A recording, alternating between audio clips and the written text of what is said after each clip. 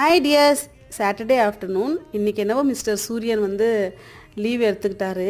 குளிர் இன்னும் அதிகமான மாதிரி தான் இருந்தது. குளிரில் கொஞ்ச நேரம் அவர் நல்லா வந்துட்டு போனாவே குளிர் கொஞ்சம் சமாளிக்கிற மாதிரி இருக்கும். இன்றைக்கி வேறு குட்டீஸ்லாம் வீட்டில் இருக்கிறதுனால வேலை எல்லாமே டபுள் ட்ரிபிளாக வச்சுட்டே இருந்தாங்க. சனிக்கிழமையில் மோஸ்ட்லி வந்து நான் என்ன குழம்பு பண்ணணும்னு பிளான் பண்ணவே மாட்டேன். ஃப்ரிட்ஜில் என்னென்ன மிச்சம் இருக்கோ போட்டு ஒரு கலவை குழம்பா ரெடி பண்ணிடுவேன். நார்த் இந்தியன்ஸ் மோஸ்ட்லி வந்து கம்பு மாவு சோள மாவுலாம் மிக்ஸ் பண்ணி சப்பாத்தி கொடுப்பாங்க. குளிர்காலத்தில் பாடியை வந்து நல்லா ஹீட் பண்ணி கொடுக்கும். பாடி ஹீட் பண்ணி கொடுத்தாவே நமக்கு வந்து சளி காய்ச்சல் அப்புறம் இந்த இருமலில் இருந்து கொஞ்சம் தப்பிக்கிற மாதிரி இருக்கும். லாஸ்ட் டைம் தண்ணி கொஞ்சம் அதிகமாகிடுச்சு, ரோல் பண்ணவே வரல. இந்த முறை உஷாராயிட்டு பார்த்து டைட்டாக பிசைஞ்சு வச்சுட்டேன். நார்மல் மாவை விட இந்த மாவுக்கு தண்ணி கொஞ்சமாக ஆட் பண்ணி பிசையணும். நைட்லலாம் அவாய்ட் பண்ணிக்கலாம். நைட்டில் வந்து எடுத்துக்கக்கூடாது, டைஜஷன் இஷ்யூஸ்லாம் வரும்.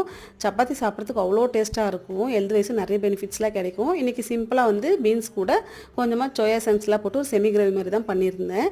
வீடியோ பிடிச்சதா சப்ஸ்கிரைப் பண்ணி சப்போர்ட் பண்ணுங்கள். பை.